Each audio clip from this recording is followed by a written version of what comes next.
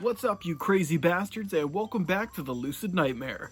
I'm your host, as always, Jay Schatzer, and today I have a interesting little kind of video with two different parts. We got the Kino Lorber Winter Wonderland sale and my Severin Black Friday sale, all to showcase to you guys. I got a couple titles from each sale. I didn't really go overboard this much, especially on the Severin one, because I don't know, it didn't seem like the prices were as good as they were in the past, and so I just got a lot of older kind of editions that I had my eye on, and a few newer ones, but not too expensive. But let's just jump right in, and let me show you both the Severin Black Friday sale and the Kino Lorber Winter Wonderland sale. But first we'll start out with the Kino Lorber. A bunch of different random ones. First one is a 80s sci-fi oddity that I actually watched on a Monday movie night with the crew and enjoyed it enough. Has a really excellent cast. It's just a lot of fun. The movie is Without Warning. Got Jack Palance there, also starring Martin Landau and a bunch of kids in the woods trying to survive with a alien who has visited and is not too friendly. This is not E.T., but it's a really fun kind of weird sci-fi 80s movie with a little kind of slasher edge to it. But I got it with the slipcover, and it's a fun movie. Not one of my favorites, but definitely glad it's in the collection. First time in the collection as well, but interesting movie to say the least. It's been a while, so I'm gonna have to watch it. It's been a while since we watched it on Monday movie night, and I don't think I was even paying attention that well. But good, fun, interesting flick. Let's move it on to the next one, which is an 80s zombie kind of horror flick that is kind of odd. A lot of atmosphere and a lot of cheesy fun. A beautiful lead actress. Very interesting film. Like I said, I own it on DVD, but I'm upgrading it to Blu-ray. It is Dead Pit, and it's a very weird one. It's a very low-budget, strange oddity about a girl who, I think she has amnesia, and she's in a prison, but it's like an insane asylum, and just a whole bunch of weird stuff's going on. There's zombies being experimented on in the basement of the facility, and she stumbles upon it, and somehow they get loose, and just weird shit happens. Very hard film to describe, but get the slipcover on this one, but no alternate artwork in the inside. But yeah, I don't really have much to say about it, other than it's just an interesting atmospheric oddity that came out of the 80s that has a lot of good qualities. But it's definitely not a classic, but totally fun nonetheless. And I believe it's a Code Red. Yep, Code Red release. They were re-releasing a bunch of their stuff that went out of print, so looking forward to grabbing all those ones up.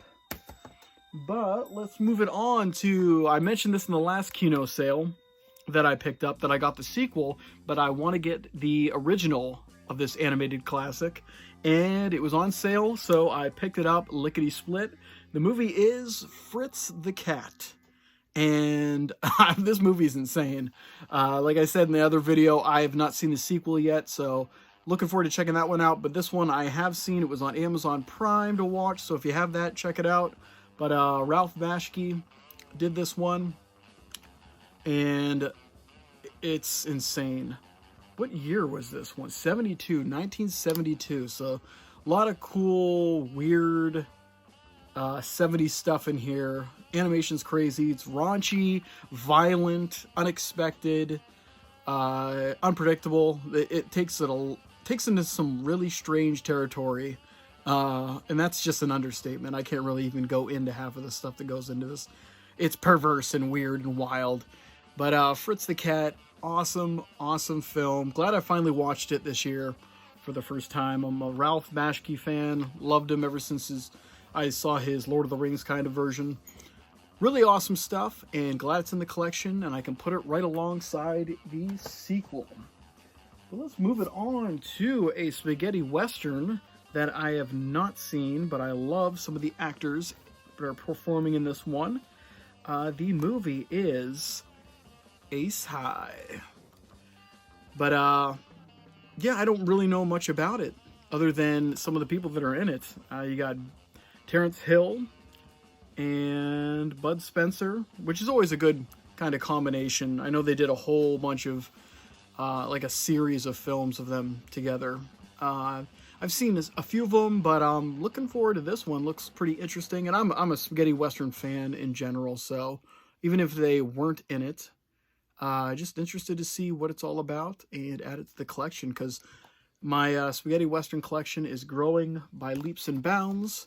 Seems like I get a lot in the sales, but yeah, this one just looks like a lot of fun, but I don't really know much about it. Just that it's 1968 spaghetti western that I think it probably is going to be a little mixture of kind of westerns and comedy, especially with Bud Spencer involved, but cool stuff.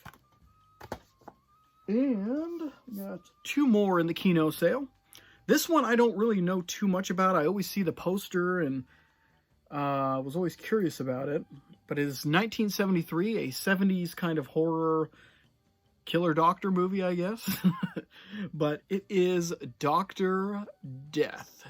Seeker of Souls. I don't know if that's a part of it. But Dr. Death. It looks really cool. I love 70s horror. And this one looks like it's a real treat with a psychotic doctor who's experimenting on people. And I think it's mostly beautiful women, as typical in these movies. But really awesome stuff. And all these ones came with slipcovers, even if it was not, different art in the inside. But I'm not a slipcover guy, like I've said before. I don't really care, but whatever. It's cool. But don't know much about this one. Kind of excited to check this one out, see what it's all about. But Dr. Death, that old seeker of souls.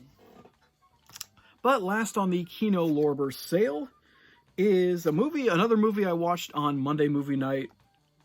I remember bits and parts, but this is one of the nights that I was in and out of sleep, so I have no idea the full arc of the story. Even if there was one, it was a very strange movie from what I remember. But the movie is Screams of a Winter Night. And from what I remember, it's just a group of friends going to a secluded kind of house, cabin, something like that, and all kinds of weird stuff start happening, and they're pretty much just trying to survive the night. But I think this is another Code Red. Yep, Code Red release on this one, kind of a reissue of one that went out of print. But yeah, it was interesting, so I'm looking forward to actually staying awake and watching the movie when I'm not dead tired. But yeah, first time in the collection. But let's switch gears and hop over to the Severin train and see what we got cooking. I got a few that I've seen before, some I've never seen, and one I've never even heard of, but looks pretty badass. Up first is the John Russo directed movie. You might remember him from one of the co-creators of the Night of the Living Dead. Pittsburgh filmmaker, and it's kind of why I want to check it out, because I love the Pittsburgh flavor of kind of movies. And this one is Midnight, and don't really know too much about it, other than definitely from the screenshots and trailer that Severin put out on their YouTube site. Has that Pittsburgh feel, and that's what I'm looking for at this one. So I'm kind of interested to see what it's all about, but do not know much. I really didn't do too much research on it, other than kind of getting the flavor of the trailer and saying, you know what, this might be my cup of tea. I'll check it out. So was always looking to check this, to buy it off of one of their sales, and I figured why not now, since I wasn't really going to get too many. But yeah, Midnight. Tell me if you guys like it. I have no idea. No clue. But next up is a movie, I believe it's an Australian movie, that is a version of a story of another film that I really like. But this one is called The Survivor. And I don't know if you guys have ever seen the other, I think it's from the 80s or late 70s, called Soul Survivor. Pretty much the same premise. A single person survives a plane crash where everyone dies but them. So it's it's almost like a survivor's remorse they're going through, but there's something else going on, like death is hunting this person because they were supposed to die in the plane crash. So it's very interesting, has a lot of elements of Final Destination in it. But I believe this is the Aussie. It's directed by David Hemmings. Interesting. But really awesome cast. Jenny Agutter is in this one, and Robert Powell, I guess, is a big Australian film star. But really, really cool stuff. And yeah, I don't like it as much as Soul Survivor, but it's still a really cool film and interesting premise. And like I said, got that Final Destination vibe, so definitely want to put in the collection. I do own it on DVD, so this is an upgrade to Blu-ray. Next up is another Australian film. This one's actually really cool. I've seen it a long, long time ago because I bought it on DVD, but it's been a long while, but it really had some cool elements to it, a really cool premise, and it's got that Aussie flavor. But the movie is Thirst, and it's kind of a play off of vampires, but a more modern twist where a company is kind of like, I guess, gathering blood for the vampires. But really cool stuff. Rod Hardy directed it. Came out in 1979, so on the cusp of the 80s. Really awesome film. I love the lead actress was very good in it from what I remember, but it's been a while, so I am looking forward to checking this one out, seeing what it's all about again for the first time, because it's probably college was the last time I actually checked this one out. But yeah, it was really cheap on the sale because it's an older edition that they put out. But yeah, Thirst, really interesting vampire film if you're into that kind of stuff. So let us go with a horror anthology series here from Amicus. And I can't remember if I've seen this one. I don't know if I get it mixed up with others, but it is not ringing a bell. It also has Robert Powell in it.